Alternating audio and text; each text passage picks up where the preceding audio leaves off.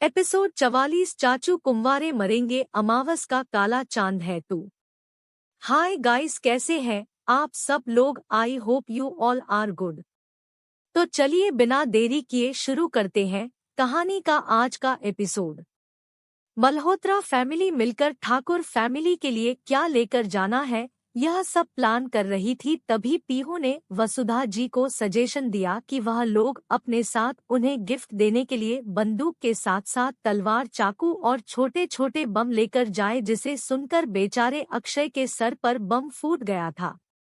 उसे यकीन नहीं हो रहा था कि उसकी बीवी उसकी मां की 2 कदम आगे निकलेगी। उसे अब अपनी किस्मत पर विश्वास नहीं हो रहा था। उसने मन ही मन का भगवान ने चुन चुन कर सारे नमूने मेरी किस्मत में डाले हैं। मेरी माँ और दादी कम थे, जो अब मेरी बीवी भी इनसे 2 कदम आगे निकली। अक्षय के चेहरे के एक्सप्रेशन देखा करे। संजय जी जोर जोर से हंसने लगे। उन्होंने हंसते हुए कहा, तेरे चेहरे पर ऐसे ही एक्सप्रेशन देखकर मुझे खुशी मिल रही है।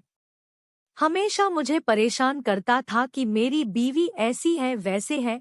अब क्या हुआ बच्चे? अक्षय ने घूरकर अपने पापा को देखा। अक्षय को घूरते हुए देखकर संजय जी ने मुंह बनाकर कहा, देखना तेरा आने वाला बच्चा या बच्ची बिल्कुल ऐसे ही होंगे और तुझसे चुन चुन कर मेरे सारे बदले लेंगे।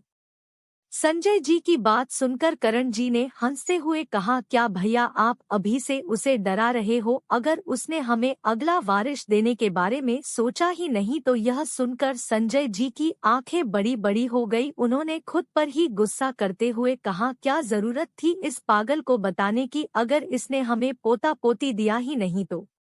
उन्होंने अक्षय को घूरते हुए कहा, देख मेरी बातों को सीरियस मत ले। अब मेरी बातों को सुनकर तू यह मत सोचना कि तुझे बच्चा चाहिए ही नहीं, वरना तेरी माँ मेरा सर फोड़ देगी।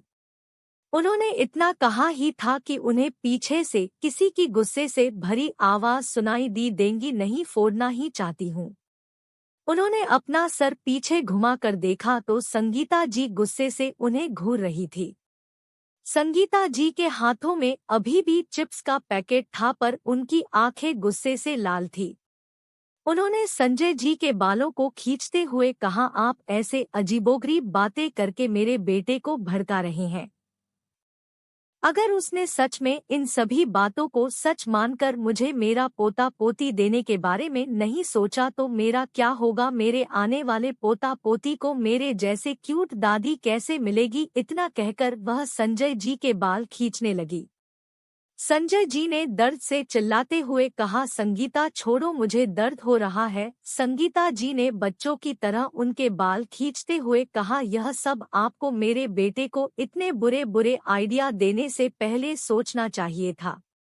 तभी वसुधा जी ने चिल्लाकर कहा, बहू छोड़ना मत इस नालायक को, यह इसी लायक है, इसे गंजा कर दो। इसके बाद उखाड़ उखाड़ कर संजय जी ने बच्चों की तरह मुंह बनाकर, आप मेरी मां नहीं हो। वसुधा जी ने मुंह बनाकर कहा, इसी बात का तो मुझे मलाल है कि मुझे तेरे जैसा नालायक बेटा मिला। करण जी ने हंसते हुए कहा, माँ आप क्यों चिंता करती है, मैं अभी तो हूँ। करण जी की बात सुनकर वसुधा जी ने उसे घूरते हुए कहा, तू तो इससे भी 2 कदम आगे का नालायक है। तूने जिंदगी में बस एक ही अच्छा काम किया, मेरी कृपा को हमारे घर लाकर। वसुधा जी की बात सुनकर करण जी का दिल कर रहा था कि वह अपना सर दीवार पर फोड़े। उन्हें हमेशा यही लगता था कि जिंदगी में अगर उन्होंने कुछ गलत काम किया है तो वह है कृपा से प्यार करके।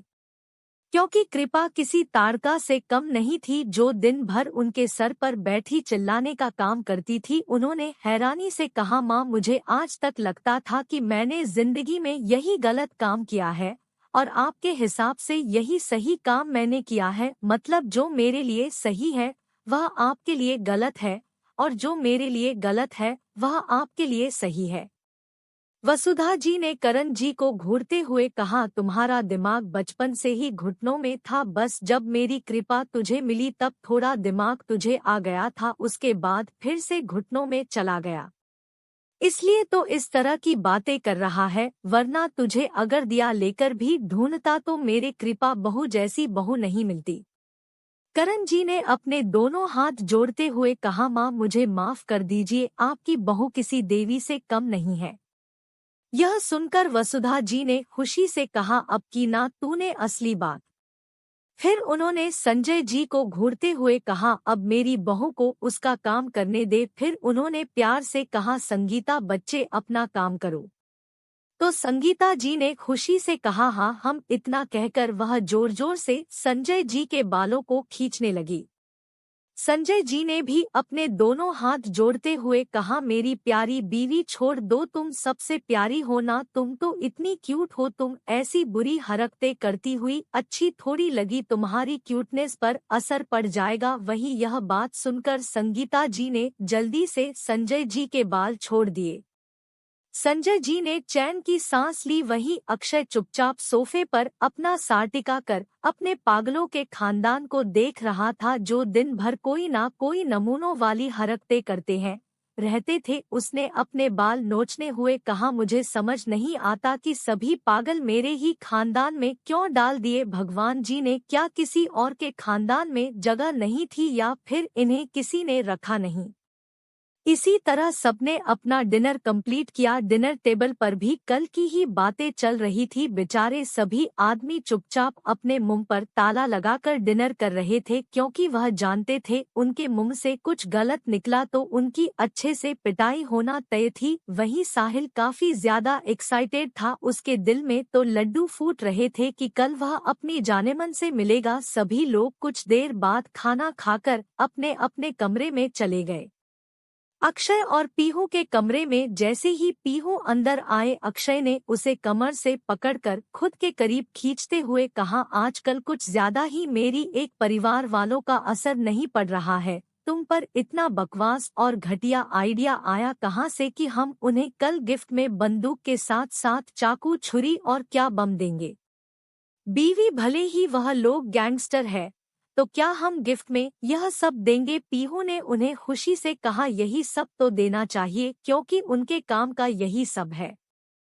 अक्षय ने अपना सर पीटते हुए कहा, मुझे लगा था कि इस दुनिया में मेरी माँ से ज्यादा सरफिरी औरत कोई नहीं है, पर तुम तो माँ के टक्कर के बराबर की हो। वही अपनी प्यारी सासू माँ के बारे में बुराई सुनकर पीहू की आंखें बड़ी बड़ी हो गई। उसने घूरकर अक्षय को देखा और कहा, आप मम्मा के बारे में ऐसा नहीं कह सकते, वरना मैं आपसे बात नहीं करूंगी। अक्षय पीहू को घूरते हुए कहा, मतलब अब तुम अपनी सास के लिए अपने पति के साथ झगड़ा करोगी।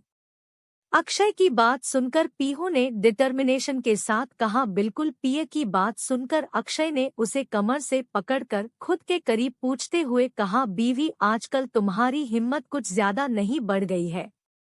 पीहू ने मुस्कुराते हुए कहा, आखिर बीवी किसकी हूँ। पीहू की बात सुनकर अक्षय मुस्कुराने लगा, आखिर उसकी बीवी उसके रंग में ही ढलने लग गई थी।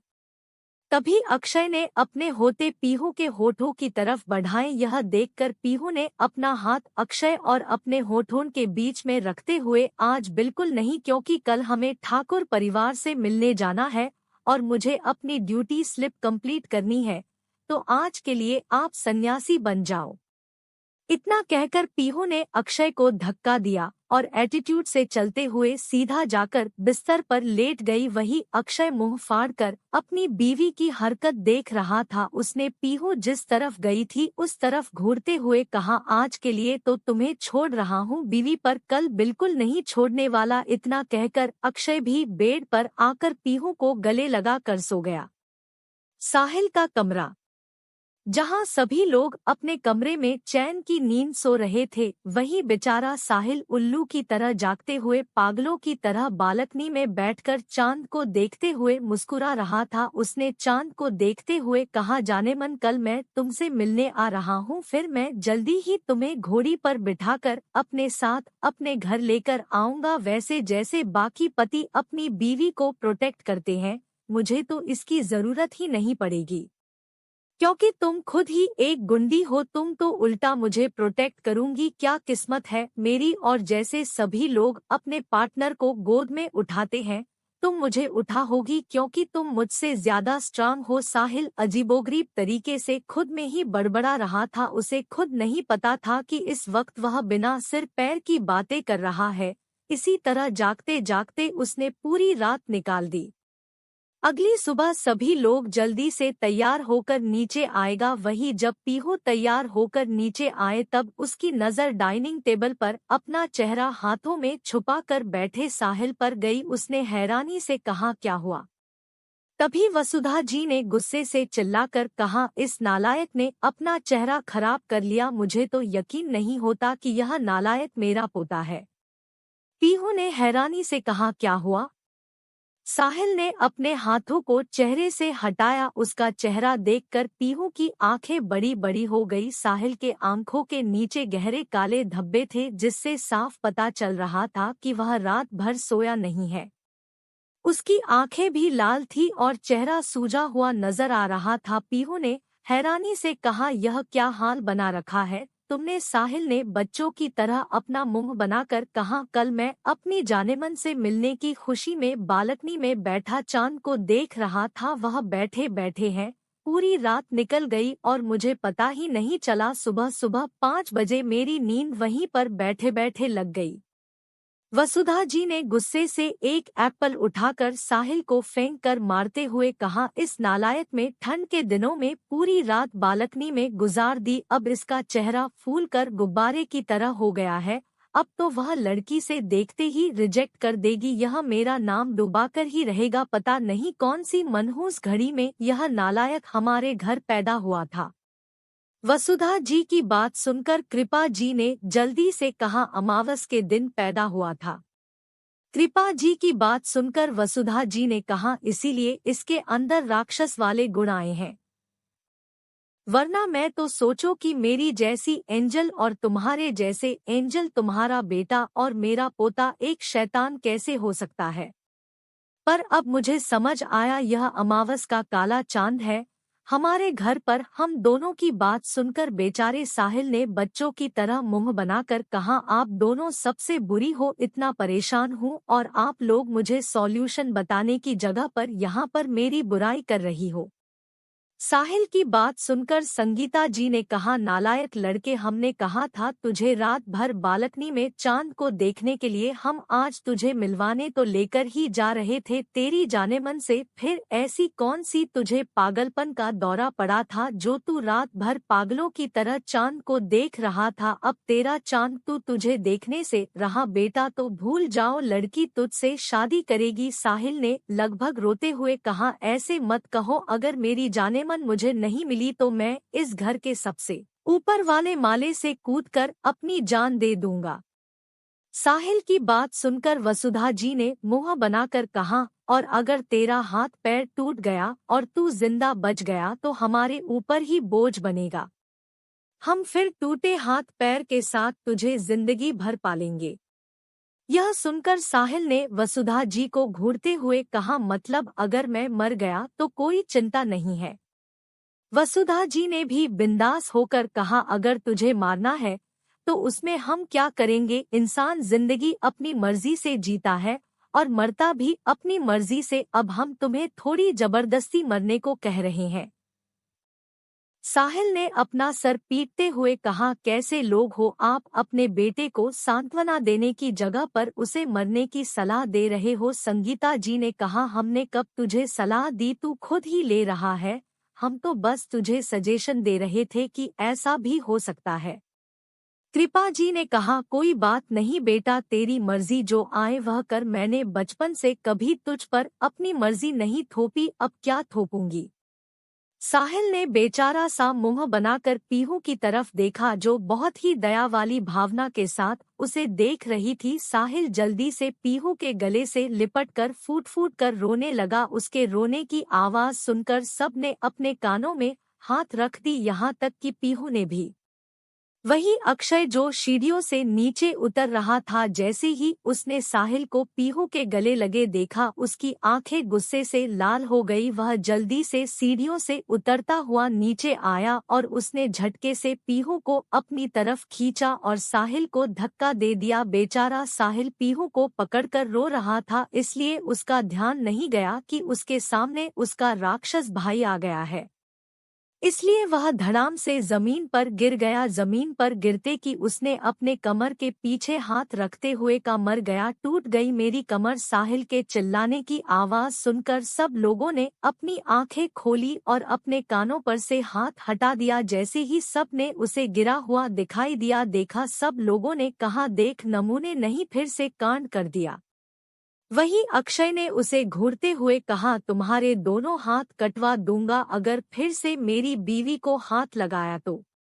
साहिल ने अपने भाई की तरफ देखकर घूरते हुए कहा, भाई आप ऐसे क्यों हो? भाभी तो माँ समान होती है, तो फिर आप क्यों जलते हो? अक्षय ने उसे घूरते हुए कहा, माँ हो या दादी माँ मुझे कोई फर्क नहीं पड़ता, मेरी बीवी सिर्फ मेरी है। तभी पीछे से किसी की गुस्से मेरी आवाज सुनाई, नहीं वह मेरी मम्मा है। सब ने पीछे पलटकर देखा, पीछे कुहू ब्लैक कलर की टी शर्ट और वाइट कलर की शॉर्ट पहनकर गुस्से से अपनी कमर पर दोनों हाथ रखते हुए साहिल को घूर रही थी। जैसे अभी के अभी साहिल के सारे बाल नोच डालेगी। साहिल ने अपनी कमर को सहलाते हुए कहा, एक राक्षस कम था जो अब उसकी राक्षस बेटी भी आ गई है। भगवान क्या नसीब लिखा तूने मेरा। एक तरफ कुआं दूसरी तरफ खाई और बनाया तो तूने मुझे गैंगस्टर का जमाई। साहिल ने यह सब जोर से कहा था। वही साहिल की बात सुनकर कृपा जी, संगीता जी और वसुधा जी एक साथ चिल्लाई, तू शायर कब बना?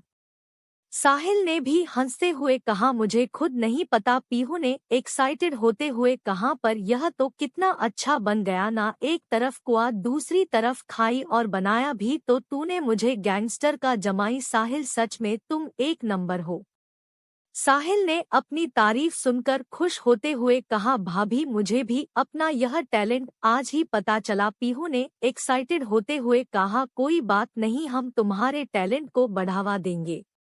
अक्षय ने उन दोनों को मजाक उड़ते हुए कहा, तुम दोनों अपने यह घटिया जोक्स अपने पास ही रखना वरना लोग तुम्हारे जोक सुनकर हार्ट अटैक से मर जाएंगे। अक्षय की बात सुनकर पीहू साहिल का मुंह बन गया। वहीं कुहू ने गुस्से से साहिल को घूरते हुए कहा, किसी और का तो नहीं पड़ता डैडी पर, अगर चाचू ने फिर से मेरी मम्मा को पकड़ा तो बेबी चाचू को टकला कर देगी। फिर चाचू को कोई गर्लफ्रेंड भी नहीं मिलेगी और ना ही कोई शादी करेगा, चाचू कुंवारे ही मरेंगे। एपिसोड 45। जब मल्होत्रास में ठाकुर द गैंगस्टर्स दीगू और वसु। तो चलिए बिना देरी किए शुरू करते हैं कहानी का आज का एपिसोड। कुहू की बात सुनकर साहिल ने उसे गुस्से से घूरते हुए कहा, तुम बिल्कुल अपने डैडी की तरह गंदी बच्ची हो। कुहू ने साहिल की बात सुनकर कहा, मैं चाचू मैं जैसी भी हूँ पर आपकी तरह अक्ल से पैदल नहीं हूँ। वही अपने लिए अकल से पैदल सुनकर बेचारे साहिल का चेहरा रोने जैसा हो गया था। उसने एक नज़र वसुधा जी की तरफ देखा और रुआसी आवाज में कहा, दादी आप कुछ तो करो, आपको अपने प्यारे पोते की कोई चिंता नहीं है। आज मुझे मेरी जानेमन से मिलने जाना है, अगर उसने मेरा ऐसा चेहरा देख लिया तो मैं क्या करूँगा। दादी आप चाहती हो आपका पोता कुंवारा मरे, आप चाहते हो ना आपके ढेर सारे ग्रैंड चिल्ड्रन हो, तो फिर कुछ करो क्योंकि आपको मेरे जैसा प्यारा पोता नहीं मिलेगा। मैं सच्ची आपके लिए पूरी एक क्रिकेट टीम बना दूंगा, पहले मेरी शादी करवाओ। साहिल की बात सुनकर वसुधा जी ने कहा, बात तो सही कह रहा है, तू मेरे ग्रैंड चिल्ड्रन का सवाल है, मुझे तेरा हुलिया तो ठीक करना ही होगा। इतना कहकर उन्होंने घर की एक नौकरानी को इशारा किया और कहा, जल्दी से मेकअप का बॉक्स लेकर आओ। फिर उन्होंने साहिल को उंगली के इशारे से कहा, इधर आओ। साहिल भी चुपचाप चलकर वसुधा जी के पास आया। वसुधा जी ने उसे सोफे पर बिठाया। तीनों माताएं उसकी ओर मुस्कुराते हुए उसे देख रही थी। साहिल बेचारा किसी फंसे हुए बकरे की तरह चुपचाप बैठा हुआ था। वसुधा जी ने मेकअप किट उठाई और साहिल का मेकअप करना शुरू कर दिया। वसुधा जी, संगीता जी, कृपा जी और पीहू चारों मिलकर साहिल का मेकओवर कर रहे थे। साहिल बेचारा कसके अपनी आंखें बंद करके बैठा हुआ था। उसने मन ही मन कहा, अब आपके हवाले वतन माताओं। कुछ देर बाद वसुधा जी ने मुस्कुराते हुए कहा, अब अपनी आंखें खोल। फिर उन्होंने साहिल के सामने मिरर रख दिया। साहिल ने मिरर में खुद के चेहरे को देखा। इस वक्त वह बिल्कुल भी बुरा नहीं लग रहा था, इनफैक्ट वह काफी हैंडसम लग रहा था। वह खुशी से वसुधा जी के गले लग गए। उसने कहा, दादी आप बेस्ट हो। वसुधा जी ने खुद पर प्राउड फील करते हुए कहा, वह तो मैं पैदा ही सी बेस थी, बस तुझे अभी अभी समझ में आया। साहिल ने उनके गालों पर किस करते हुए कहा, आई लव यू दादी। तभी किसी ने उसके बम पर जोर से छड़ी मारी। उसने पीछे पलटकर देखा, पीछे ओमजी गुस्से से उसे घूर रहे थे। उसने मुंह बनाकर कहा, दादू अब आप बुढ़े हो गए हो तो फिर इतनी क्यों जल रहे हो। ओम जी ने गुस्से से उसे घूरते हुए कहा, तुम नालायक लड़के, मेरी बीवी को आई लव यू कैसे कहा तुमने, और उसके गाल पर भी किस किया। इतना कहकर वह आगे बढ़े। उन्होंने वसुधा जी के गालों को पोंछकर अपने होठ वहां पर रख दिए और किस करते हुए कहा, यहाँ पर सिर्फ मैं किस कर सकता हूँ। ओमजी की हरकत देखकर साहिल ने मुंह बनाकर कहा, आपको बिल्कुल शर्म नहीं आती। ओमजी ने उसे घूरते हुए कहा, क्या तुझे आज पता चला हमारे घर में किसी को शर्म नहीं आती। ओमजी ने बिंदास होकर कहा। साहिल ने मुंह बनाकर कहा, कोई बात नहीं कोई बात नहीं, बस एक बार मेरी जानेमन को आ जाने दो, उसके बाद मैं भी आप सब की तरह बेशर्म बनकर दिखाऊंगा। साहिल की बात सुनकर वसुधा जी ने उसे घूरते हुए कहा, पहले हमें उस चीज के लिए यह से निकलना होगा। ओम जी ने अपनी छड़ी से साहिल के मारते हुए कहा, आगे से कभी मेरी बीवी को किस मत करना वरना तुम्हारे चेहरे का नक्शा बिगाड़ दूंगा। साहिल ने मुंह बनाकर कहा, आप एक नंबर के जल कुकड़े हो दादू। साहिल की बात सुनकर ओम जी ने गुस्से से कहा, अगर मेरी जलन के बारे में तुझे बता दिया ना तो तू पेंट में सुसु कर लेगा। तुझे क्या लगता है मेरी इतनी खूबसूरत बीवी के पीछे आज तक कोई नहीं पड़ा होगा। हमारे कॉलेज के दिनों में एक था दिग्विजय ठाकुर था जो मेरी बसु के पीछे था, उसकी मैंने अच्छे से बैंड बजाई थी। साहिल ने मुंह बना कहा, तब आप जवान थे, अब तो आप बुढ़े हो गए हो। अब अगर किसी ने दादी पर नजर डाली तो आप क्या करोगे। ओम जी ने गुस्से से अपनी छड़ी जमीन पर पटकते हुए कहा, उस इंसान की मार मार कर बम सुझा दूंगा। सात्विक ने मुंह बनाकर कहा, दादू अब चलिए, अपनी डींगे बाद में आप मारना, पहले हमें निकलना है। ओम जी ने उसे भी एक छड़ी मारते हुए कहा, पता नहीं सारे नालायक मेरे ही घर पैदा कैसे हो गए। वसुधा जी ने कहा, चलो चलो हमें देर हो रहे हैं। कुछ देर बाद पूरी मल्होत्रा फैमिली 3 गाड़ियों से ठाकुर मेंशन के लिए निकल गई। ठाकुरों के लिए गिफ्ट में सच में बंदूक और तलवार रखे हुए थे, जो कि तीसरी गाड़ी में बैठी संगीता जी और कृपा जी के पास है। संगीता जी काफी ज्यादा एक्साइटेड लग रही थी। संगीता जी ने बच्चों की तरह कृपा जी से कहा, हमारे होने वाले समधी तो गुंडे हैं, हम तो काफी ज्यादा एंटरटेन होने वाले हैं। संगीता जी की बात सुनकर कृपा जी ने भी खुश होते हुए कहा, हाँ दीदी हमारी तो काफी इंजॉयमेंट होगी। फिर संगीता जी ने खुशी से कहा, वैसे उन्हें हमारा गिफ्ट तो पसंद आएगा ना। इतना कहकर उन्होंने अपने हाथ में पकड़ी थाली को खोलकर देखा जिसमें 10 से 12 गन थी।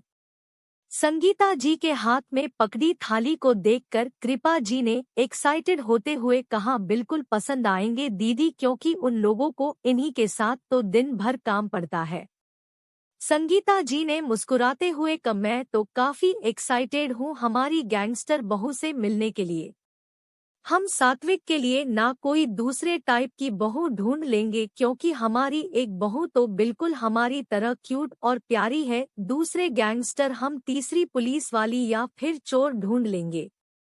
संगीता जी की बात सुनकर सात्विक, जो कि उनकी गाड़ी चला रहा था, बेचारे का रोने का दिल कर रहा था। उसने मन ही मन का, पता नहीं मेरी जिंदगी के साथ क्या होने वाला है। यह लोग सच में मेरे लिए कोई पागल ना ढूंढ ले, उससे पहले मुझे ही अपने लिए कोई ढूंढनी ही होगी। उसने मन ही मन कहा, जल्दी ही मैं अपने लिए भी कोई ढूंढ लूंगा। वहीं दूसरी गाड़ी में अक्षय थी, पीहू कुहू और अवनी थे। अवनी और कुहू दोनों पिछली सीट पर बैठी हुई थी और सामने की दो सीट पर पीहू और अक्षय। पीहू एक्साइटेड लग रही थी, वह जब से गाड़ी में बैठी हुई थी किसी को कंटिन्यू मैसेज कर रही थी। यह देखकर अक्षय ने अपनी आईब्रो सिकोड़ते हुए कहा, बीवी तुम इतनी देर से किससे मैसेज कर रही हो, वह भी इतने मुस्कुराकर। अक्षय की बात सुनकर पीहू कुछ कह दी उसे पहले ही अवनी ने चिल्लाकर कहा, भाई अब भाभी इतनी क्यूट प्यारी और स्वीट है, आप खड़ूस जंगली और राक्षस हो तो भाभी को किसी और से तो बात करनी ही होगी ना, वरना आप दोनों के बीच झगड़े होंगे ना। अवनी की बात सुनकर अक्षय ने गुस्से से कहा, लगता है तुम्हारी पॉकेट मनी इस महीने भी तुम्हें मिली है, अगले महीने के लिए तैयार हो जाओ। बिना पैसे के एक महीना निकालने के लिए अक्षय की बात सुनकर बेचारी अवनी की सिट्टी पिट्टी गुल हो गई। उसने अपने दांत दिखाकर मस्का लगाते हुए कहा, भाई मैं तो मजाक कर रही थी, भाभी अपनी किसी फ्रेंड से बात कर रही होंगी है ना भाभी। इतना कहकर अवनी ने मासूम सा चेहरा बनाकर पीहू की तरफ देखा। पीहू ने मुस्कुराते हुए अपना सर हिला दिया। अवनी ने फिर अक्षय को मस्का लगाते हुए कहा, भाई आप तो मेरे प्यारे दुलारे भाई हो, आप अपनी इकलौती प्यारी छोटी मासूम क्यूट बहन पर इस तरह के अत्याचार कैसे कर सकते हो। अगर मेरी फिर से पॉकेट मनी बंद हो गई भाई, आपकी बहन मर जाएगी। पहले से ही मेरी माँ और आपकी दादी माँ दोनों ने मिलकर मेरी 2 महीने की पॉकेट ले ली, अब आप मुझ पर तरस खाओ वरना मेरा क्या होगा। अवनी की बकबक सुन छोटी कुहू जो टैबलेट में कुछ कर रही थी, उसने इरिटेटेड आवाज में कहा, बुआ चुप हो जाओ वरना सब पागल हो जाएंगे और फिर हमें चाचू के लिए लड़की देखने जाने से पहले आपको पागलखाने छोड़कर आना होगा। कुहू की बात सुनकर अवनी ने गुस्से से उसे घूरते हुए कहा, तुम शैतान लड़की कभी बाज नहीं आती। सब मस्ती मजाक और एक दूसरे से लड़ते झगड़ते हुए कुछ देर बाद एक बड़े से घर के सामने पहुंचे। यह घर मल्होत्रा मेंशन जितना बड़ा और विशाल नहीं था पर काफी बड़ा और खूबसूरत था। घर के बाहर बड़े से अक्षरों में लिखा हुआ था, ठाकुर सदन। सबसे पहले वसुधा जी की गाड़ी वहां पर आकर रुकी, पीछे ही अक्षत और सात्विक की गाड़ी भी आकर रुकी। सभी लोग गाड़ी से बाहर निकले। वसुधा जी ने मुस्कुराते हुए कहा, तो हम आ गए हमारे नए संधियों से मिलने। सभी लोग काफी एक्साइटेड लग रहे थे। बॉडीगार्ड भी मल्होत्रा परिवार के साथ ही मौजूद थे। ठाकुर सदन के बाहर खड़े सभी बॉडीगार्ड ने जब मल्होत्रा परिवार के बॉडीगार्ड्स को देखा तो वह उन्हें रोकने के लिए सामने नहीं आए, क्योंकि पूरी दुनिया में ऐसा कौन था जो कि मल्होत्रा परिवार के पावर के बारे में नहीं जानता था। बॉडीगार्ड अपने आप पीछे हट गए। उनमें से एक बॉडीगार्ड अंदर दौड़ते हुए गया। अंदर बड़े से लिविंग रूम में एक आदमी जिसकी उम्र यही कुछ 75 साल के आसपास होगी, वह बैठा हुआ था। उसके साइड में है 2 आदमी जिनकी बड़ी बड़ी मूछें और चेहरे पर ताव था, वह बैठे हुए थे। उनकी साइड में 2 औरतें और एक लड़का बैठा हुआ था। बॉडीगार्ड दौड़ते हुए अंदर आया। उसने अपना सर झुकाकर कहा, ठाकुर साहब बाहर मल्होत्रा फैमिली के लोग आए हैं। वहीं यह सुनकर दिग्विजय ठाकुर जो कि इस परिवार के मुखिया थे, उनकी आंखें बड़ी हो गई। उन्होंने फिर से कहा, क्या कहा तुमने? बॉडीगार्ड ने अपना सर झुकाकर कहा, बाहर दुनिया के नंबर 1 मल्होत्रा फैमिली आई है। यह सुनकर अपनी खड़े हो गए। उनके खड़े होते ही बाकी सब भी अपनी जगह से खड़े हो गए। उनमें से एक आदमी ने कहा, पापा यह हमारे घर क्यों आए हैं? दिग्विजय जी ने कहा, इसके बारे के हमें बाहर चलते तब देखते हैं। पूरी ठाकुर फैमिली बाहर जाने लगी। वहीं वह लड़का यानी कि अर्नव, उसके मोबाइल पर एक मैसेज आया, जल्दी से बाहर आओ तुम्हें सरप्राइज मिलने वाला है। यह पढ़कर अर्नव जो कि दिग्विजय जी का पोता था, वह अपने परिवार वालों के साथ बाहर निकल आया। बाहर ही पूरी मल्होत्रा फैमिली मुस्कुराते हुए खड़ी थी। अर्नव का ध्यान सबसे पहले पीहू पर गया जो कि अक्षय के साइड में खड़ी होकर मुस्कुराते हुए उसे ही देख रही थी। उसने मन ही मन कहा, यह नालायक लड़की इतनी बार कहने पर भी मेरे घर नहीं आई और आज ऐसे बिना बताए आ गई और कल से मुझे मैसेज करके परेशान कर रही है। अर्नव ने मन ही मन पीहू को गुस्से से घूरते हुए कहा। वहीं दिग्विजय जी जो की सोच में थे कि मल्होत्रा परिवार उनसे मिलने क्यों आया है, जैसे ही उनकी नजर सामने खड़ी वसुधा जी पर गई उनकी आंखें हैरानी से बड़ी बड़ी हो गई। वहीं सामने खड़े ओम जी और वसुधा जी की भी हालत यही थी। ओम जी तो गुस्से से दिग्विजय जी को घूर रहे थे, पर दिग्विजय जी बड़े प्यार से वसुधा जी को देख रहे थे। वसुधा जी अजीब तरह से दिग्विजय जी को देख रही थी। अचानक से दिग्विजय जी और वसुधा जी के मुंह से एक साथ निकला, दिग्गू वसु तुम दोनों को इस तरह से एक दूसरे को देखकर रिएक्ट करता देख परिवार के बाकी लोग हैरान थे। वही ओम जी गुस्से से दिग्विजय जी को घूर रहे थे। उन्होंने वसुधा जी को खींचकर अपने सीने से लगाकर कहा, वसुधा आप इधर आइए। ओम जी की हरकत देखकर दिग्विजय जी की नजर ओम जी पर गई। ओम जी को देखकर उनके चेहरे पर शैतानी मुस्कुराहट आ गई। उन्होंने कहा, ओमी तू? ओम जी ने दिग्विजय जी को घूरते हुए कहा, दिख नहीं रहा? दिग्विजय जी ने एक्साइटेड होते हुए कहा, दिख रहा है, इसलिए तो पूछ रहा हूँ। वैसे तुम यहाँ पर क्या कर रहे हो? तभी सबको साइड में ढकेलते हुए साहिल हड़बड़ी में आगे आया और सीधा दंडवत प्रणाम करने के लिए दिग्विजय जी के चरणों में लेट गया। उसने दिग्विजय जी के पैर पकड़ते हुए कहा, मेरे होने वाले दादा ससुर, मैं आपका प्यारा इकलौता होने वाला दामाद। साहिल की हरकत के वजह से सभी लोग हैरान हो गए। दिग्विजय जी ने हैरानी से कहा, क्या कहा तुमने? साहिल ने अपना चेहरा ऊपर उठाकर कहा, मैं आपका होने वाला इकलौता क्यूट सा दामाद। साहिल की बात सुनकर पूरी ठाकुर फैमिली शॉक हो गई। वहीं अर्नव को तो कुछ समझ नहीं आ रहा था। वह लगातार पीहू को घूर रहा था जो कि मुस्कुराते हुए उसे ही देख रही थी। अर्नव आगे चलकर आया, उसने पीहू की तरफ देखो यह सब क्या है। वहीं अक्षय अर्नव को पीहू के पास आते आते हुए देखा। उसने कहा, मेरी बीवी से दूर रहो। वहीं यह सुनकर बेचारे अर्नव का दिमाग चकरा गया। उसने पीहू से हैरानी से कहा, तूने शादी कब की? पीहू ने उसे शांत होने को कहा और कहा, मैं तुम्हें बाद में सब कुछ बताऊंगी, पहले मुझे यह बताओ कि यह तीनों एक दूसरे को देखकर इस तरह से हरकत क्यों कर रहे थे। अर्नव न अपने कंधे उचकाते हुए कहा, मुझे क्या पता, पहले यह बताओ कि तुम सब मेरे घर पर क्या कर रहे हो। पीहू ने एक्साइटेड होते हुए कहा, वह सब छोड़, पहले मुझे यह बता कि अनिका कहाँ है। अर्नव ने कहा, अनिका बाहर गई हुई है। यह सुनकर बेचारी पीहू का चेहरा उतर गया। वहीं साहिल को इस तरह से हरकत करता देख ओम जी ने अपनी छड़ी उठाकर उसकी कमर पर जोर से मारी। बेचारा साहिल दर्द के कारण चिल्लाने लगा और झट से उठकर बैठ गया। उसने ओम जी को घूरते हुए कहा, दादाजी आप बहुत बुरे हो। ओम जी ने उसे छड़ी से पीटते हुए कहा, नालायक लड़के, तुमसे तो मैं अच्छा हूँ, यह क्या कर रहे हो? साहिल ने अपनी बत्तीसी चमकाते हुए कहा, अपने होने वाले दादा ससुर को प्रणाम कर रहा था दादाजी। वहीं दिग्विजय जी हैरानी से साहिल को देख रहे थे जो कि ओम जी को दादाजी और वसुधा जी को दादी कह रहा था। यह देखकर उन्होंने मन ही मन का, ओमी के बच्चे, तुझे तो मैं छोड़ूंगा नहीं। इतना कहकर उन्होंने प्यार भरी नजरों से वसुधा जी को देखा जो अभी भी हैरानी से उन्हें ही देख रही थी। उन्होंने मन ही मन का, मेरी वसु को मुझसे छीन कर अब तो खुशी से अपनी जिंदगी जी रहा है, अब बुढ़ी तेरी बैंड तो मैं बजाऊंगा। इतना सोचकर वह मुस्कुराने लगे। वहीं वसुधा जी ने उन्हें मुस्कुराता देखा तो कहा, दिग्गी तेरी बीवी कहाँ है? यह सुनकर चारों तरफ सन्नाटा छा गया। तभी अचानक से पीछे से दो लोगों की जोर जोर दहाड़े मारकर रोने की आवाज सुनाई दी। सब ने उस तरफ देखा जहां पर दिग्विजय जी के दोनों बेटे जो कि दिखने में हटे कट्टे थे, वह छोटे बच्चों की तरह दहाड़े मार मार कर रो रहे थे।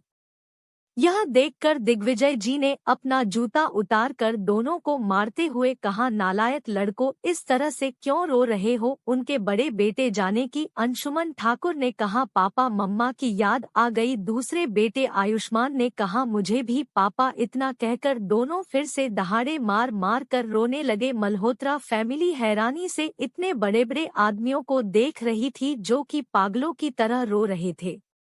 वहीं उन दोनों को रोता देख दोनों की बीवियों ने भी रोना शुरू कर दिया। दिग्विजय जी ने अपने बालों को खींचते हुए कहा, चुप हो जाओ। अर्नव बेचारा सर पर हाथ रखकर अपने परिवार वालों को देख रहा था।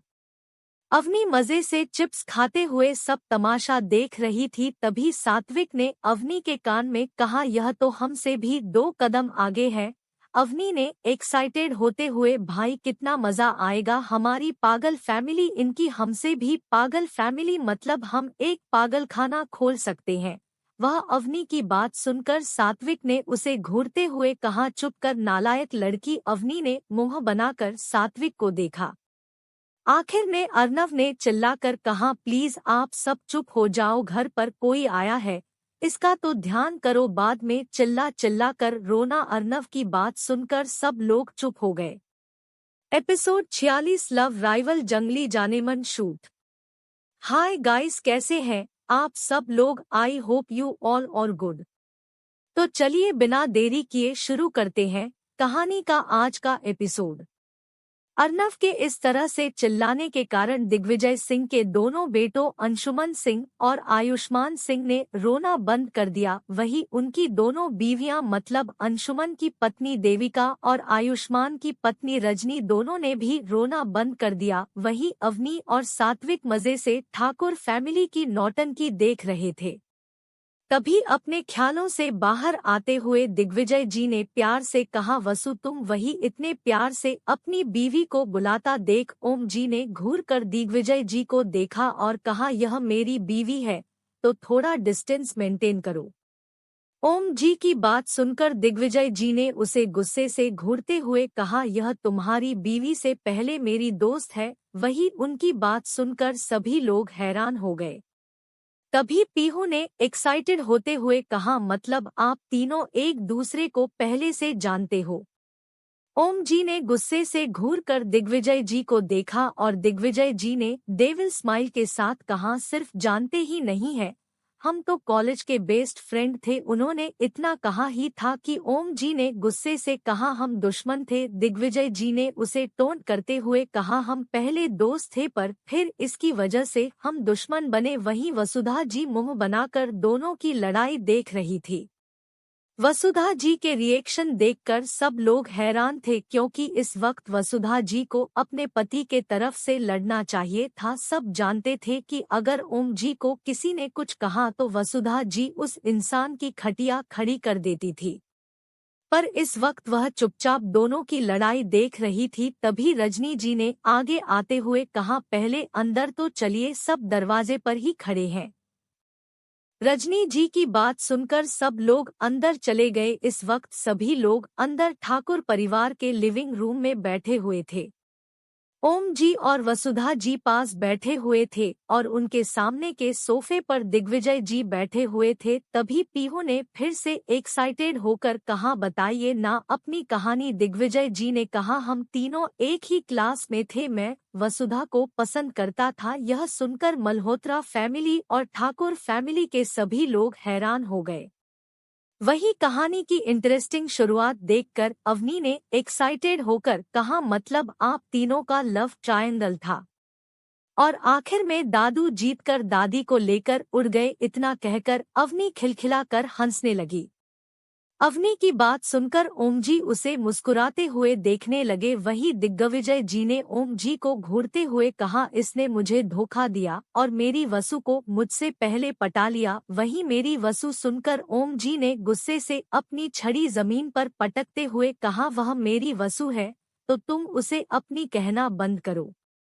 वही वसुधा जी ने मुंह बनाकर कहा, दिग्गी तुम क्या पुरानी बातें लेकर बैठ गए हो? अब तो इस बात को लगभग 50 साल हो चुके हैं, तो फिर तुम यह बात भूल क्यों नहीं जाते? वसुधा जी की बात सुनकर दिग्विजय जी ने उदासी भरी आवाज में कहा, कैसे भूल जाओ, तुम मेरा पहला प्यार थी वसु, और यह ओम यह बात अच्छे से जानता था। फिर भी उसने तुम्हें पहले प्रपोज कर दिया और तुमने इसे हाँ कह दिया। वसुधा जी ने मुस्कुराते हुए कहा, क्योंकि मैं तुम्हें नहीं ओम को पसंद करती थी। वसुधा जी की बात सुनकर दिग्विजय जी की मुस्कुराहट गायब हो गई और गहरी उदासी उनके चेहरे पर दिखने लगी। तभी उनके बड़े बेटे अंशुमन ने गुस्से से कहा, मतलब पापा आप माँ को धोखा दे रहे थे। अंशुमन जी की बात सुनकर आयुष्मान भी अपनी जगह से खड़ा हुआ। उसने भी दिग्विजय जी को घूरते हुए कहा, मतलब आप हमारी मां को धोखा दे रहे थे। अपने दोनों बेटों की बात सुनकर दिग्विजय जी ने उन्हें गुस्से से घूरते हुए कहा, तुम दोनों पागल हो। यह बात मेरे कॉलेज के टाइम की थी, उसके बाद मैंने तुम्हारी माँ से ही सच्चा प्यार किया था। यह सुनकर अंशुमन जी ने मुंह बनाकर कहा, तो फिर आज अपने पहले प्यार को फिर से अपने सामने देखकर आप इस तरह से रिएक्ट कर रहे हैं जैसे आप बरसों से इनका ही इंतजार कर रहे थे। यह सुनकर ओम जी ने जले में नमक छिड़कते हुए कहा, तुम दोनों सही कह रहे हो, मुझे भी यही लगता है कि इसने तुम्हारी माँ को धोखा दिया होगा। ओम जी की बात सुनकर दिग्विजय जी ने गुस्से से घूरते हुए कहा, बुड्ढे तू अभी भी नहीं सुधरा। खुद के लिए बुढ़ा सुनकर ओम जी ने जमीन पर पटकते हुए कहा, तू बुढ़ा मैं तो अभी भी जवान हूँ। ओम जी की बात सुनकर दिग्विजय जी हंसने लगे। वहीं दिग्विजय जी को हंसता देख ओम जी ने वसुधा जी को गले लगाकर प्यार से कहा, वसु क्या मैं अभी भी जवान हूँ। वसुधा जी ओम जी के गाल पर किस करते हुए कहा, आप तो हमेशा मेरे लिए जवान ही रहोगे और मैं भी तो अभी जवान ही हूँ। वसुधा जी को ओम जी को किस करता देख बेचारे दिग्विजय का दिल दर्द करने लगा। अवनी ने एक्साइटेड होते हुए कहा, पहले आप मुझे यह बताइए कि आप दोनों एक दूसरे को कैसे जानते थे। दिग्विजय जी ने कहा, मैं और वसुधा दोनों हम बेस्ट फ्रेंड थे। जब हम हाई स्कूल में थे तब ओम हमें मिला और ओम भी हमारे ग्रुप में शामिल हो गया। मैं बचपन से ही वसुधा को पसंद करता था पर बाद में ओम भी उसे पसंद करने लगा, पर ओम ने यह बात मुझे नहीं बताई जबकि मैंने उसको बता दिया था कि मैं वसुधा को पसंद करता हूँ। पर इसने यह सुनने के बाद पहले वसुधा को प्रपोज कर दिया और वसुधा ने भी इसका प्रपोजल एक्सेप्ट कर लिया, जिसके बाद हमारी दोस्ती खत्म हो गई। इतना कहकर उन्होंने घूरकर ओम जी को देखा। ओम जी ने उन्हें घूरते हुए कहा, तुम्हारे प्रपोज करने से भी कोई फर्क नहीं पड़ता क्योंकि वसुधा मुझे पसंद करती थी। वसुधा जी ने दोनों को घूरते हुए कहा, अब आप दोनों चुप हो जाइए, हम किस काम के लिए आए हैं और आप दोनों क्या कर रहे हैं। तभी दिग्विजय जी ने हैरानी से कहा, तुम पूरी फैमिली लेकर मेरे घर क्या कर रहे हो।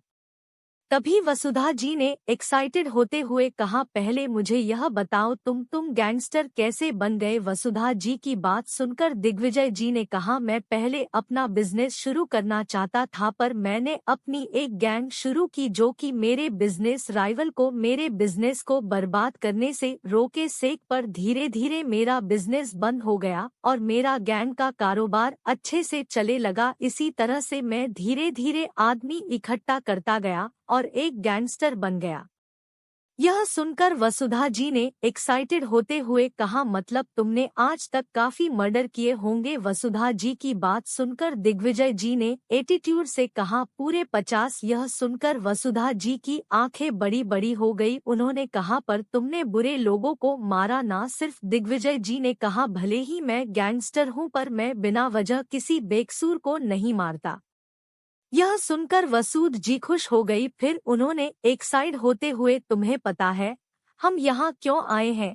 दिग्विजय जी ने भी एक्साइटेड होते हुए कहा, बताओ बताओ क्या तुम मुझसे मिलने आई हो। यह सुनकर ओम जी ने कहा, हम तुझसे मिलने क्यों आएंगे और हमें यह भी नहीं पता था कि यह तेरा घर है। ओम जी की बात सुनकर दिग्विजय जी ने उसे कहा, मैंने तुमसे कुछ नहीं पूछा तो अपनी जबान बंद करो। ओम जी ने उसे घूरते हुए कहा, तुम मेरी बीवी से इस तरह से खुलेआम फ्लर्ट नहीं कर सकते, वह भी बुढ़ापे में। दिग्विजय जी ने कहा, बुढ़ा तू है मैं नहीं। वही अवनी ने अपने हाथों में पकड़े चिप्स को मजे से खाते हुए सात्विक के कान में कहा, भाई मुझे तो लगता है हम अपने घर के टीवी का कनेक्शन काट देते हैं क्योंकि हमारे सामने जितना अच्छा और इंटरेस्टिंग शो चल रहा है वह हमें टीवी में नहीं देखने को मिलेगा। सात्विक ने भी अपना सर हिलाकर कहा, सही कह रही हो। अवनी ने एक्साइटेड होते हुए कहा, भाई कितना मजा आएगा ना, हमारे दादा दादी और होने वाली भाभी के दादाजी को कंपटीशन देने के लिए अभी भी एक बंदा है, मतलब हमारी दादी की डिमांड कितनी ज्यादा है। भाई सात्विक ने एक्साइटेड होते हुए कहा, सच में दोनों भाई बहन में मस्ती में लगे हुए थे और उनके बगल में बैठा साहिल छोटे बच्चों की तरह मुंह बनाकर बैठा हुआ था। साहिल ने मन ही मन कहा, यहाँ मेरी शादी की बात के लिए आए थे और उस चीज को छोड़कर यह लोग अपनी पुरानी कहानी सुनाने बैठ गए हैं। भगवान मेरी मदद करो, मैं क्या करूं, मुझे मासूम की जिंदगी का यह इतना बड़ा दिन इन बुड्ढों की लव स्टोरी सुनकर खराब हो जाएगा। बेचारा साहिल मन ही मन अपने दादा दादी और अपनी जानेमन के दादाजी को कोस रहा था, जो कि बुढ़ापे में जवानी के दिन याद कर रहे थे। तभी अर्नव, जो कि साइड में बैठा हुआ था, उसने पीहू की तरफ देखकर कहा, तू मुझे पहले बता कि तुम सब हमारे घर पर क्या कर रहे हो। वही पीहू के बगल में बैठा अक्षय गुस्से भरी नजरों से अर्नव को देख रहा था, जो कि उसकी बीवी के बहुत पास खड़ा था, पर उसने चुप रहना ही बेहतर समझा। वही पीहू ने एक्साइटेड होते हुए कहा, हम मेरे देवर के लिए अनिका का हाथ मांगने आए हैं। वहीं यह सुनकर अर्नव ने हैरानी से कहा, क्या तुम्हें मेरी डायन बहन अपनी देवरानी बनाना चाहती हो, क्या तुम उसके बारे में नहीं जानती। पीहू ने एक्साइटेड होते हुए कहा, जानती हूँ, पर जो बात मैं तुम्हें बताने वाली हूँ उसे सुनकर तुम हैरान परेशान और बेहोश भी हो सकते हो। पीहू ने सस्पेंस क्रिएट करते हुए अर्नव से कह रही थी। अर्नव ने इरिटेटेड आवाज में कहा, देखो मुझे सही सी और सीधे सीधे बताओ कि क्या बात है। पीहू ने एक्साइटेड होते हुए कहा, अनिका ने मेरे क्यूट प्यारे मासूम देवर साहिल की दिनदहाड़े क्लब में इज्जत लूट ली। वही पीहू की बात सुनकर अर्नव जोर से चीखा। उसके चीखने की आवाज सुनकर सभी लोग उसकी तरफ देखने लगे। अर्नव ने चिल्लाकर कहा, क्या कहा तुमने। पीहू ने अपने कानों पर हाथ रखते हुए कहा, पहले चिल्लाना बंद करो वरना मैं बहरी हो जाऊंगी, फिर मेरे क्यूट हब्बी का क्या होगा। इतना कहकर वह अक्षय के गले लग गई। अक्षय ने अर्नव को घूरते हुए कहा, अगर तुम्हारी वजह से मेरी बीवी को कोई तकलीफ हुई तो मैं तुम्हारा सर फोड़ दूंगा। अर्नव हैरानी से अपने सामने खड़े नौटंकीबाज कपल को देख रहा था। उसने कहा, मैंने इतनी भी जोर से नहीं चिल्लाया कि यह बहरी हो जाएगी, पहले मुझे बताओ अभी अभी पीहू ने क्या कहा। अर्नव की बात सुनकर अर्नव की मां देविका जी ने कहा, क्या हुआ अर्नव। अर्नव ने कहा, पीहू कह रही है कि अनिका ने उसके देवर की इज्जत लूट ली। वही अर्नव की बात सुनकर ठाकुर फैमिली के तोते उड़ गए। तभी सबसे पहले देविका जी ने जोर जोर से रोना शुरू कर दिया। उनका रोना सुनकर रजनी जी ने भी रोना शुरू कर दिया। उन दोनों को रोता देखकर अवनी ने सात्विक से कहा, भाई मुझे लगता है कि आज बाढ़ आ ही जाएगी। सात्विक ने कहा, देखते हैं बहना। वही देविका जी को रोता देख उनके पति अंशुमन जी ने कहा, क्या हुआ। देविका जी ने कहा, मैंने पहले ही कहा था आपकी बेटी बहुत बिगड़ गई है, पर आपने मेरी बात नहीं मानी। अब वह दिनदहाड़े लड़कों की इज्जत लूटने लगी है। भगवान क्या दिन दिखा रही है यह लड़की हमें। देविका जी की बात सुनकर अंशुमन जी ने हैरानी से कहा, ऐसा नहीं हो सकता, मेरी बेटी बदतमीज नालायक नकचड़ी हो सकती है पर एक लड़के की इज्जत नहीं लूट सकती। तभी मौके पर चौका मारते हुए साहिल अपनी जगह से खड़ा हुआ और बच्चों की तरह रोते हुए कहने लगा, मैं ही हूँ वह बदनसीब जिसकी इज्जत आपकी बेटी ने लूट ली।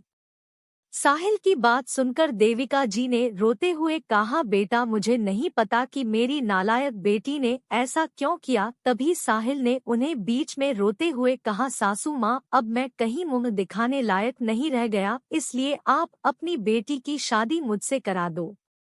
देविका जी ने रोते हुए अपना सार हिलाया। वही बेचारे दिग्विजय जी अपने बाल खींचते हुए मन ही मन कहने लगे, ऐसा कैसे हो सकता है। उन्होंने इतना कहा ही था कि वसुधा जी ने एक्साइटेड होते हुए कहा, अब जो हो गया वह छोड़ो, हमें हमारे दोनों बच्चों की जल्दी शादी करवानी होगी।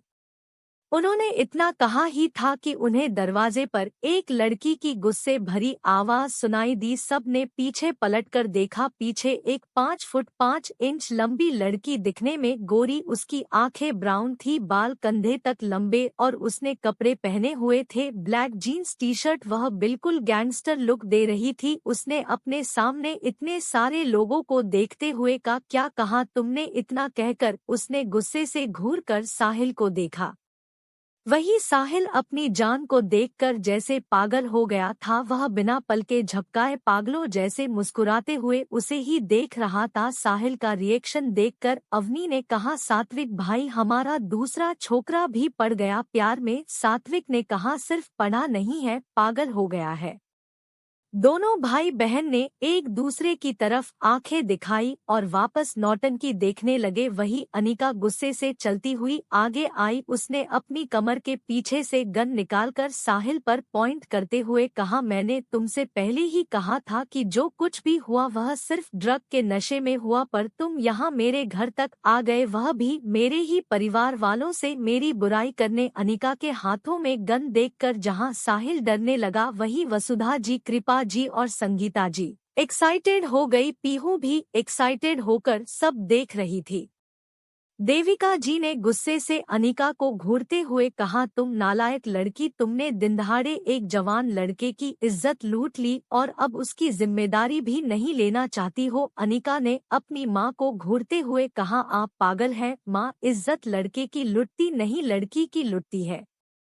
देविका जी ने अनिका को घूरते हुए कहा, पर नालायक लड़की, तुमने ऐसा किया है, अब तुम्हें हमारे प्यारे से दामाद को अपनाना ही होगा। इतना कहकर उन्होंने साहिल को गले लगा लिया। वहीं देविका जी का रिएक्शन देखकर अंशुमन जी आगे आए। उन्होंने साहिल को उनसे दूर करके अपने गले लगाकर कहा, आप ऐसा नहीं कर सकती। देविका जी ने मुंह बनाकर कहा, वह हमारा होने वाला दामाद है। अनिका ने अपनी मां की बात सुनकर गुस्से से उन्हें घूरते हुए कहा, आपसे किसने कहा कि मैं इस नमूने से शादी करूंगी? तभी वसुधा जी ने दिग्विजय जी की तरफ देखकर कहा, कहा, देखो दिग्विजय, तुम्हारी पोती ने मेरे पोते की इज्जत लूट ली, अब उसे शादी करनी ही होगी। दिग्विजय जी ने वसुधा जी की तरफ देखकर कहा, पर बात क्या है, मुझे कुछ पता ही नहीं है, तो मैं क्या कहूँ?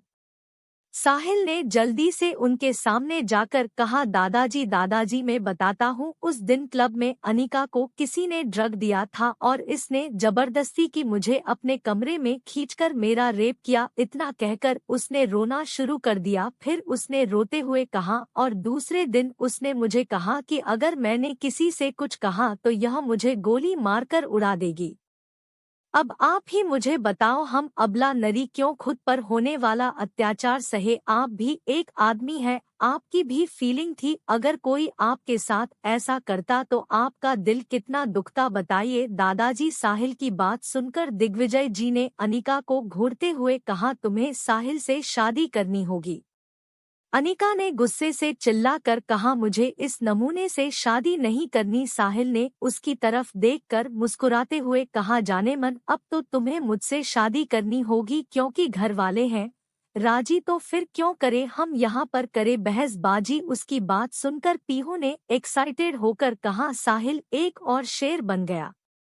साहिल ने एक्साइटेड होकर पीहू की तरफ देखा और कहा, मेरा टैलेंट दिन ब दिन बढ़ता जा रहा है। दोनों की बात सुनकर अक्षय ने उन दोनों को घूरते हुए कहा, तुम अपनी बकवास बातें बंद करो। वही अनिका गुस्से से अपने हाथ में पकड़ी को साहिल पर पॉइंट करते हुए कह रही थी, देखो मैं कह रही हूँ, तुम यहाँ से अभी के अभी निकलो, क्योंकि मुझे तुम्हारे साथ शादी नहीं करनी। तभी ठाकुर फैमिली के सभी लोग एक साथ कहने लगे, तुम्हें शादी करनी होगी। अनिका ने गुस्से से साहिल की तरफ देखा जो मुस्कुराते हुए उसकी तरफ आ रहा था। यह देखकर अनिका बंदूक लेकर उसके पीछे पीछे भागने लगी। साहिल आगे आगे, अनिका पीछे पीछे। साहिल चिल्लाते हुए कहने लगा, मुझे मेरी जंगली जानेमन से बचाओ। और अनिका गुस्से से कहने लगी, आज मैं तुम्हारा काम तमाम करके रहूंगी। सभी लोग एक्साइटेड होकर उन दोनों को देख रहे थे। तभी अचानक से गोली चलने की आवाज सुनाई दी और पूरी मल्होत्रा फैमिली और ठाकुर फैमिली शॉक हो गई।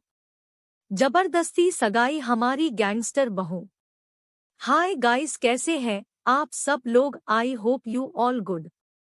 तो चलिए बिना देरी किए शुरू करते हैं कहानी का आज का एपिसोड।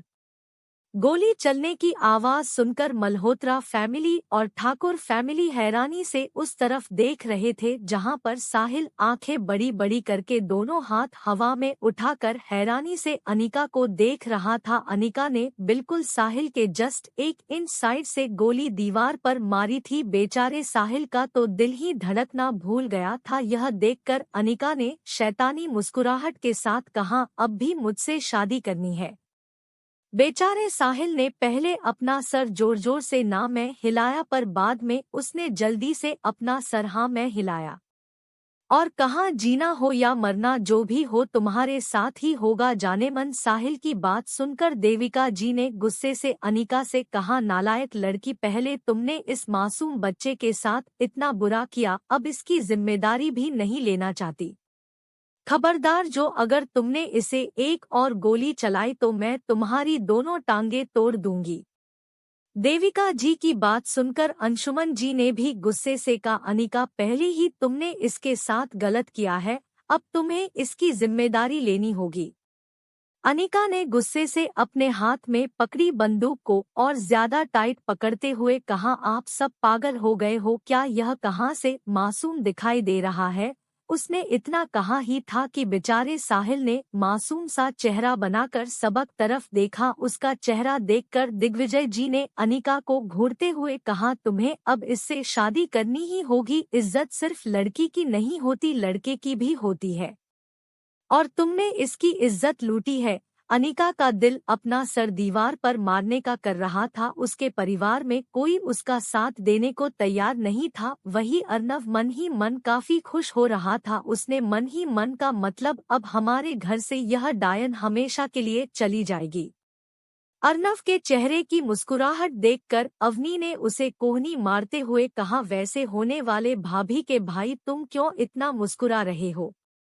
अवनी की कोहनी अर्नव के पेट में जोर से लगी। उसने घूरकर अवनी को देखा और कहा, तुम कौन हो? अवनी एटीट्यूड से कहा, तुम्हारे होने वाले जीजा जी की प्यारी और क्यूट बहन। अवनी की बात सुनकर अर्नव ने उसे ऊपर से नीचे तक घूमते हुए कहा, तुम कहीं से भी प्यारी और क्यूट नहीं लग रही हो।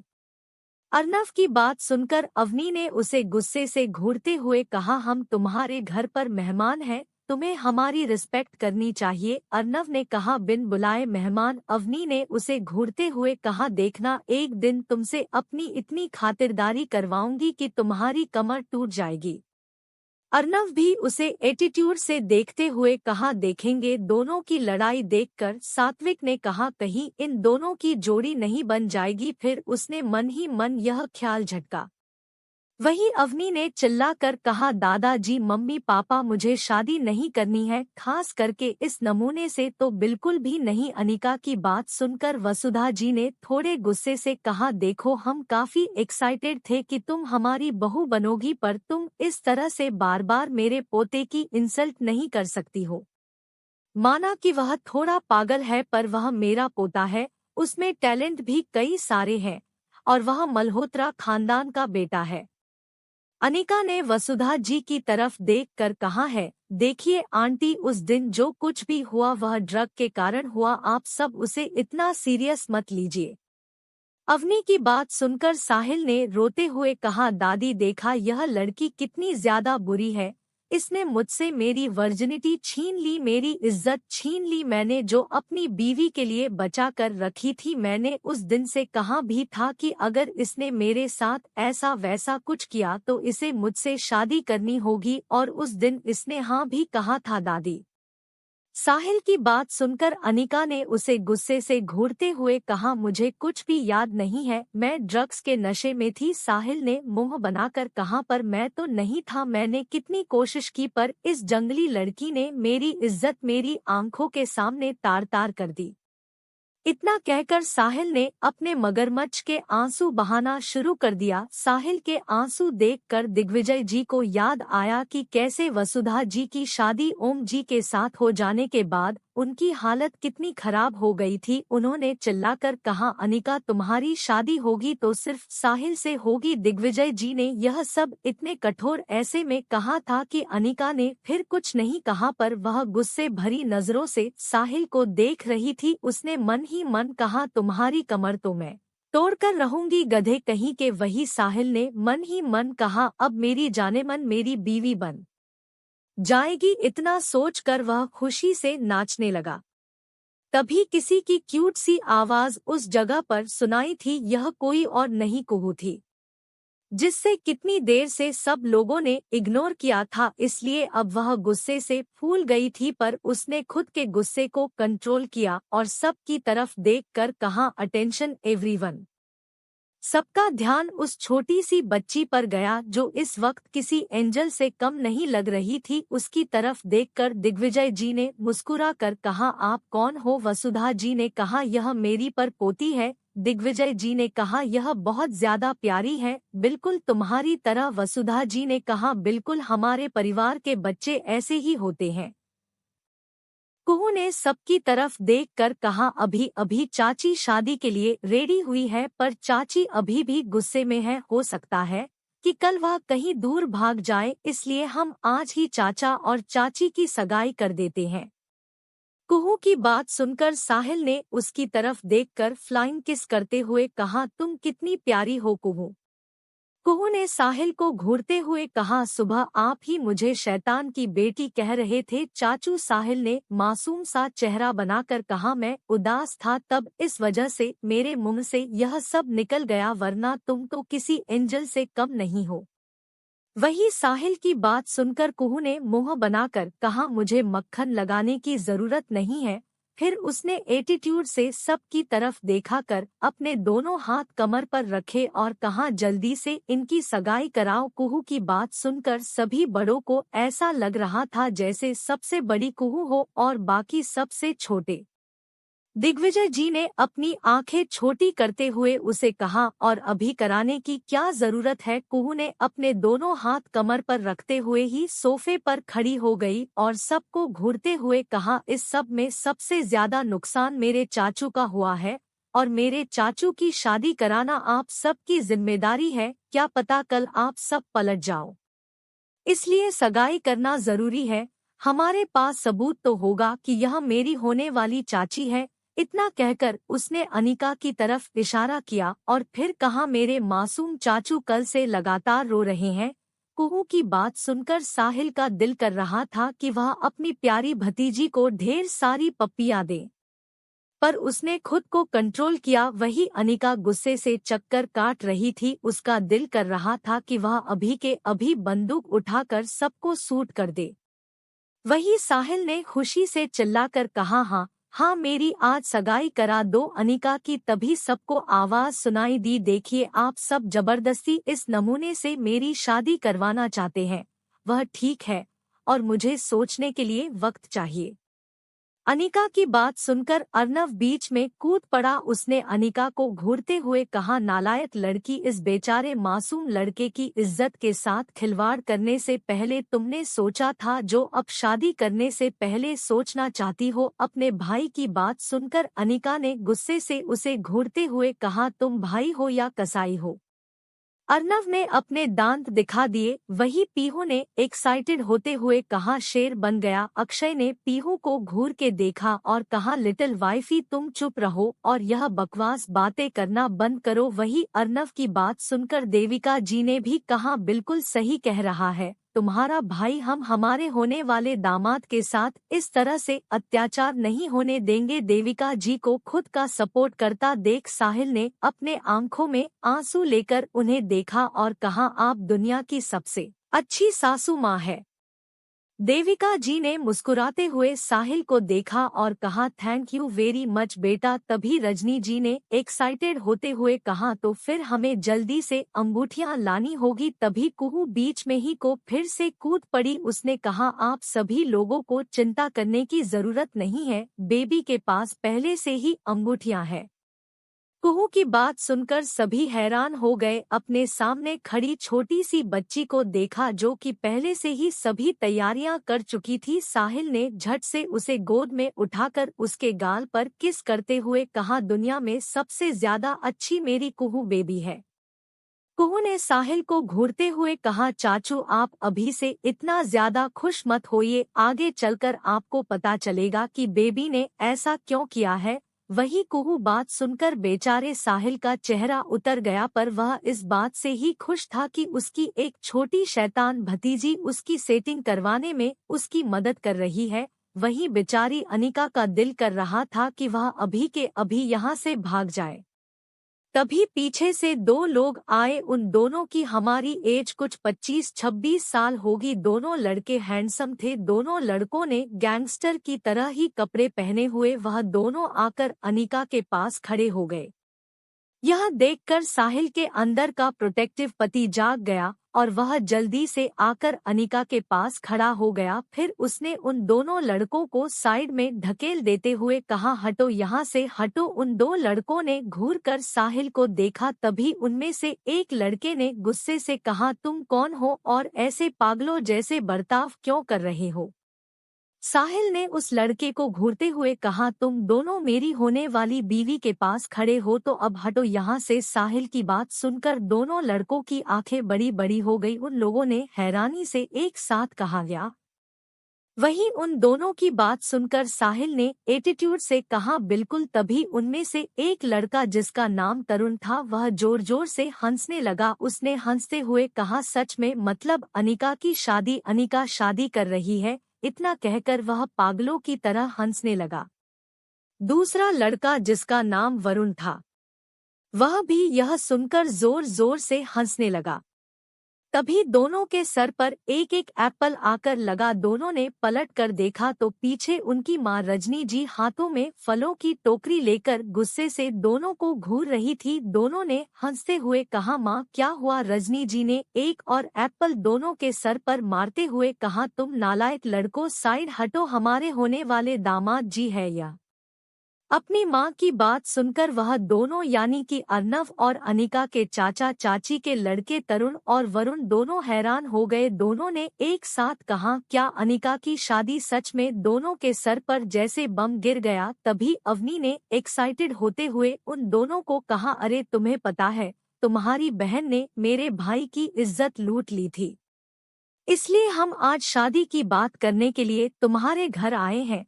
वहीं यह सुनकर दोनों भाइयों की आंखें गहरी हो गई। दोनों ने एक साथ कहा, मतलब उस दिन क्लब में तुम इसके साथ थी। इतना कहकर उन्होंने साहिल की तरफ इशारा किया। साहिल ने मुस्कुराते हुए अपना सर हिलाया। तरुण ने हैरानी से कहा, मतलब अनिका की शादी अब इससे होने वाली है। दिग्विजय जी ने गुस्से से चिल्लाकर कहा, बस करो, यह तमाशा काफी देर से तमाशा ही हो रहा है। अब हमें देरी नहीं करनी चाहिए, हम जल्दी से इन दोनों की शादी करा देते हैं। वहीं यह सुनकर अनिका ने एक बार फिर से कोशिश करते हुए कहा, दादाजी प्लीज, मुझे इस नमूने से शादी नहीं करनी। अनिका की बात पूरी होते ही दिग्विजय जी ने गुस्से से कहा, तुमने इसकी इज्जत के साथ खिलवाड़ किया है, अब तुम्हें शादी करनी होगी। साहिल ने अपनी आंखों को और ज्यादा मासूम बनाकर दिग्विजय जी की तरफ देखकर कहा, आप सच में बहुत अच्छे हैं दादाजी, वरना अगर आपकी जगह कोई होता तो अपनी जिम्मेदारी लेने से मना करता, पर आप सब लोग सच में बहुत अच्छे हो। साहिल को इस तरह से मस्का लगाता देख अवनी ने एक्साइटेड होकर सात्विक के कान में कहा, भाई कुछ भी कहो, अपना भाई एक्टर बन सकता है। सात्विक ने भी अपनी गर्दन हिलाई। फिर अवनी ने कहा, क्या रो रहा है भाई, कल से अब तक अगर हमने इसके आंसुओं को जमा किया होता तो 1 से 2 बाल्टी आराम से भर जाती। मुझे लगता है हमें इसका नाम वर्ल्ड रिकॉर्ड में दर्ज करवाना चाहिए कि हमारे भाई जितना रोना तो दूर की बात है, कोई इतना रोने के बारे में सोच भी नहीं सकता। सात्विक ने अपना सर हिलाकर कहा, तुम सही कह रही हो, हम एक बार इसका नाम जरूर लिखवा कर देखेंगे। दोनों भाई बहनों की खुसरूपुर साइड में खड़ा अर्नव सुन रहा था। उसने उन दोनों को ज्वाइन करते हुए कहा, मतलब सच में तुम्हारा भाई नाटक कर रहा है। अवनी ने कहा, इससे तुम्हें क्या? अर्नव ने उसे घूरते हुए कहा, अब वह मेरा होने वाला जीजा है तो मुझे उसे मतलब क्यों नहीं होगा? अवनी ने कहा, ठीक है, वैसे तुम्हारी बहन सच में गैंगस्टर है ना? अर्नव ने अवनी को घूरते हुए कहा, क्यों तुम्हें दिख नहीं रहा उसका जंगलीपना? मैं तो बहुत ज्यादा खुश हूँ कि मेरी जंगली बहन तुम्हारे घर में हमेशा हमेशा के लिए चली जाएगी। अवनी ने मुस्कुराते हुए कहा, हमारे घर में तुम्हारी बहन से भी ज्यादा जंगली लोग रहते हैं तो उससे तो कोई प्रॉब्लम नहीं होने वाली। अर्नव ने अवनी की बात सुनकर उसे चिढ़ाते हुए कहा, मतलब तुम भी जंगली हो? अवनी ने अर्नव को घूरते हुए कहा, क्यों मेरा जंगलीपना देखना चाहते हो? अर्नव ने अपने हाथ ऊपर करते हुए कहा, मुझे बिल्कुल किसी का जंगलीपना नहीं देखना। वहीं दिग्विजय जी ने रजनी जी और देविका जी से कहा, तैयारियां करो, हमें आज ही इन दोनों की सगाई करनी है। अनिका का दिल कर रहा था कि वह अभी के अभी यहाँ से भाग जाए। उसने एक नज़र अपने दादाजी की तरफ देखा और आंखों ही आंखों से उनसे रिक्वेस्ट करने लगी, पर दिग्विजय जी ने उसकी तरफ नहीं देखा। कुछ देर बाद अवनी और साहिल दोनों जिस कपड़ों में थे उसी कपड़ों में सोफे पर बैठे हुए थे और देविका जी मुस्कुराते हुए दोनों को तिलक लगा रही थी। कुछ देर बाद सभी ने उनको तिलक लगाया और कुहू ने 2 अंगूठियां निकाली। यह 2 कपल रिंग्स थी जो कि काफी सुंदर थी। सब लोग मन ही मन सोच रहे थे कि इतनी छोटी बच्ची इतनी बड़ी बड़ी बातें कैसे कर सकती है, ऊपर से इतनी बड़ी बड़ी चीजें वह सोच कैसे सकती है। कुछ देर बाद साहिल ने खुशी से अनिका की उंगली में अंगूठी पहनाई। सभी लोगों ने तालियां बजाई और पीहू ने सीटियां मारी। अक्षय ने गुस्से से घूरकर उसे देखा और चुप कराया। पीहू ने मुंह बनाकर उसे देखा। अनिका गुस्से से अपने हाथ में पकड़ी रिंग को घूर रही थी। साहिल ने अपना हाथ आगे करके कहा, पहनाओ पहनाओ। अनिका ने उसे खा जाने वाली नजरों से घूरते हुए कहा, देखो अभी भी तुम्हारे पास वक्त है, भाग जाओ वरना एक बार मैंने तुम्हारी जिंदगी में एंट्री ले ली तो समझ लेना कि तुम्हारी कुंडली में शनि राहु केतु सबका दोष आ गया। साहिल ने खुशी से कहा, अगर तुम मेरे लिए शनि राहु केतु बनोगी तो भी मुझे चलेगा, बस अब तुम मुझे चाहिए। अनिका ने गुस्से से साहिल को घूरते हुए अंगूठी पहनाई। वही दोनों की रिंग सेट सेरेमनी होने के बाद सभी लोगों ने तालियां बजाई। पीहू और अवनी सोफे पर चढ़कर सीढ़ियां बजाने लगी। दोनों को देखकर अक्षय ने दोनों को गुस्से से खींचकर नीचे उतारा और पीहू को अपने सीने से चिपका कर कहा, यह पागलों जैसी हरकतें बंद करो। बीवी पीहू ने मुंह बनाकर कहा, अरे मेरे प्यारे देवर की सगाई हुई है और आप मुझे सिटी भी नहीं बजाने दे रहे हो। अक्षय ने घूरकर पीहू को देखा। वहीं कुहू ने एटीट्यूड से अपने दोनों हाथ कमर पर रखे और कहा,